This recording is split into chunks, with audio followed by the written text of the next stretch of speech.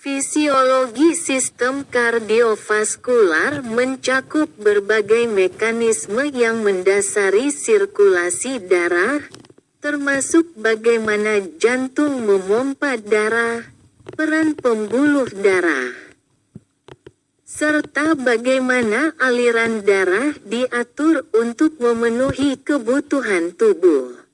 Sistem kardiovaskular sangat penting untuk mempertahankan homeostasis tubuh, menyediakan oksigen dan nutrisi ke sel-sel tubuh, serta menghilangkan produk limbah metabolisme. Berikut adalah penjelasan rinci tentang fisiologi sistem kardiovaskular. 1. Anatomi dan struktur jantung. Jantung adalah organ yang berfungsi untuk memompa darah ke seluruh tubuh.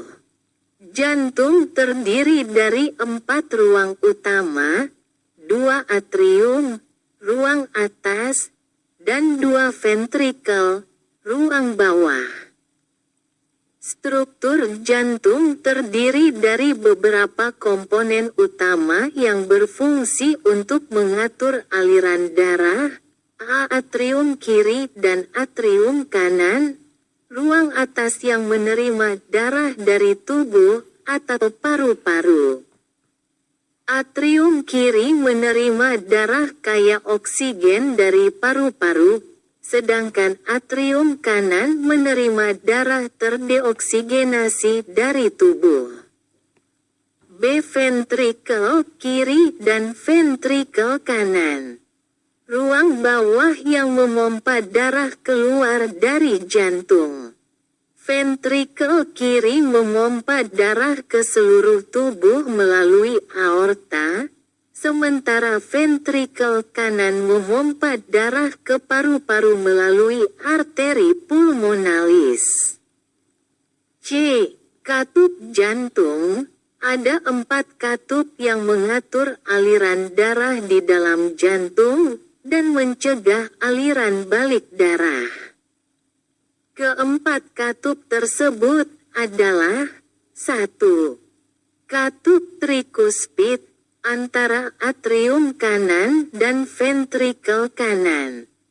2. Katup pulmonal antara ventrikel kanan dan arteri pulmonalis. 3. Katup mitral antara atrium kiri dan ventrikel kiri. 4. Katup aorta antara ventrikel kiri dan aorta. 2. Mekanisme sirkulasi darah. Sistem kardiovaskular memiliki 2 sirkulasi utama, sirkulasi sistemik dan sirkulasi pulmonal. A. Sirkulasi sistemik dimulai dengan darah yang dipompa keluar dari ventrikel kiri ke aorta. Darah kaya oksigen ini dibawa ke seluruh tubuh melalui pembuluh darah besar yang disebut arteri. Arteri bercabang menjadi arteri kecil dan akhirnya menjadi kapiler, tempat pertukaran gas, oksigen dan karbon dioksida, serta nutrisi dan produk limbah antara darah dan sel tubuh. Setelah pertukaran terjadi, darah terdeoksigenasi dikumpulkan oleh venula, kemudian vena, dan akhirnya kembali ke atrium kanan melalui vena cava superior dan inferior. B. Sirkulasi pulmonal. Darah terdeoksigenasi yang dikumpulkan di atrium kanan jantung dipompa ke ventrikel kanan. Ventrikel kanan kemudian memompa darah ke paru-paru melalui arteri pulmonalis. Di paru-paru, darah melewati kapiler paru-paru, di mana pertukaran gas terjadi, darah menerima oksigen dan melepaskan karbon dioksida. Darah yang kini kaya oksigen kembali ke atrium kiri jantung melalui vena pulmonalis. 3. Siklus jantung. Siklus jantung menggambarkan urutan kejadian yang terjadi selama satu kali pemompaan darah oleh jantung.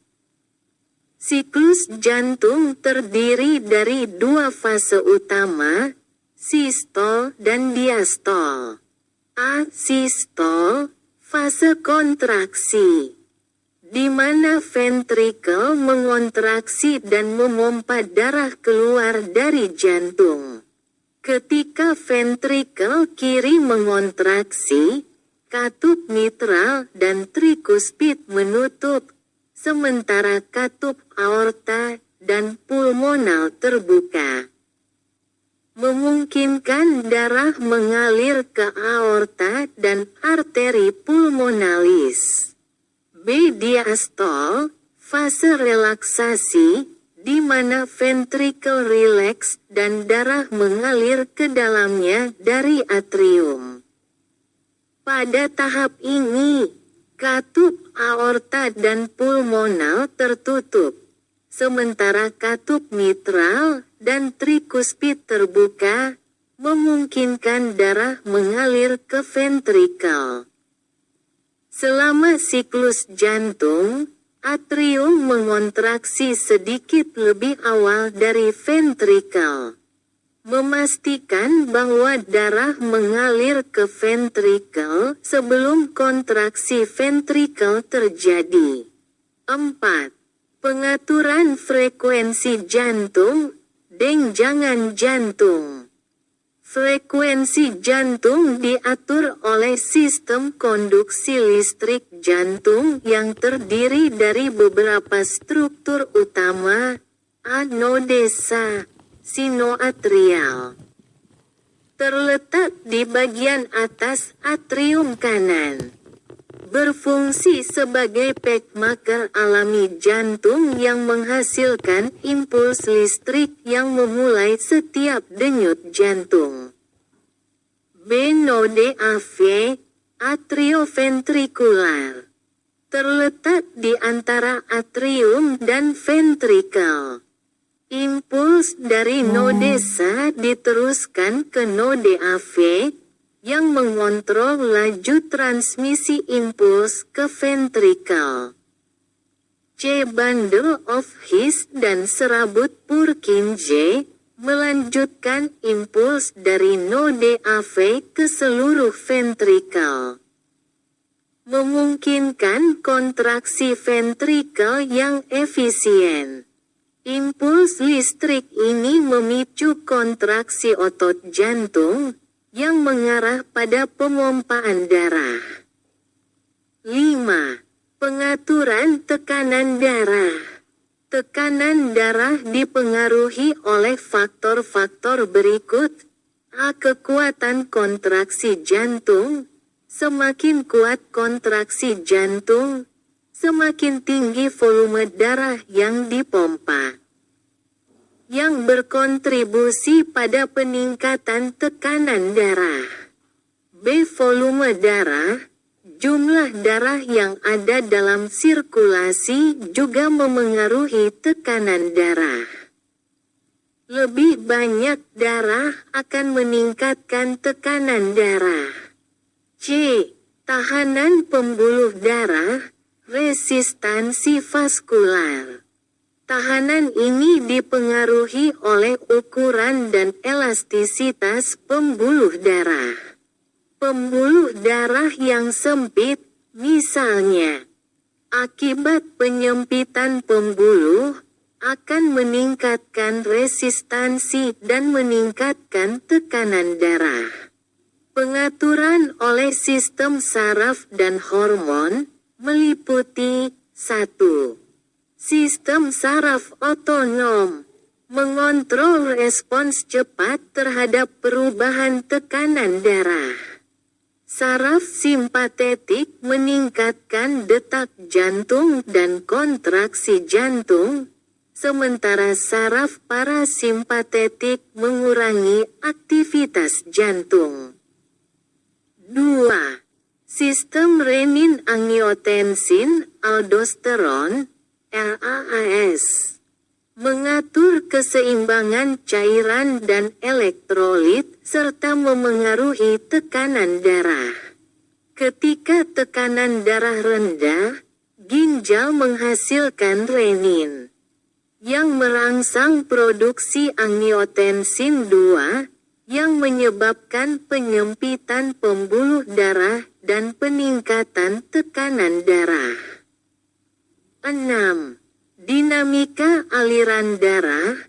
Aliran darah diatur oleh prinsip hukum Poiseuille, yang menyatakan bahwa aliran darah Q tergantung pada perbedaan tekanan delta P dan resistansi L. Q sama dengan frak delta P L.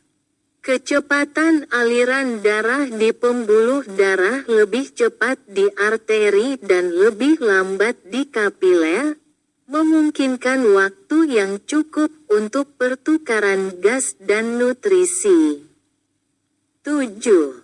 Fungsi dan peran sistem kardiovaskular, yakni A. Distribusi oksigen dan nutrisi.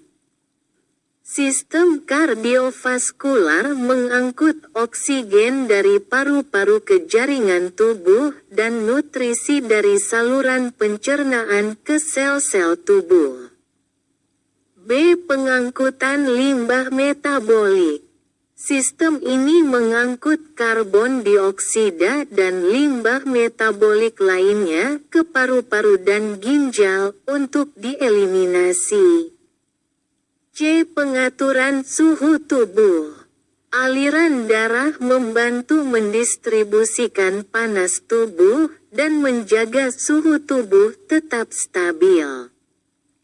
D. Imunologi.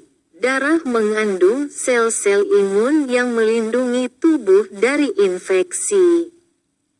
Pengaturan hormon, yakni hormon yang diproduksi oleh kelenjar endokrin diangkut melalui darah untuk mempengaruhi berbagai organ dan fungsi tubuh. 8. Gangguan sistem kardiovaskular, A. Hipertensi, tekanan darah tinggi. Peningkatan tekanan darah yang dapat merusak pembuluh darah dan meningkatkan risiko penyakit jantung, stroke, dan gagal ginjal. B. Penyakit arteri koroner. Penyempitan atau penyumbatan arteri koroner yang dapat menyebabkan serangan jantung. C. Aritmia, gangguan irama jantung yang dapat menyebabkan detak jantung terlalu cepat, terlalu lambat, atau tidak teratur. D. Gagal jantung, ketidakmampuan jantung untuk memompa darah dengan efisien, yang dapat menyebabkan akumulasi cairan di paru-paru dan tubuh.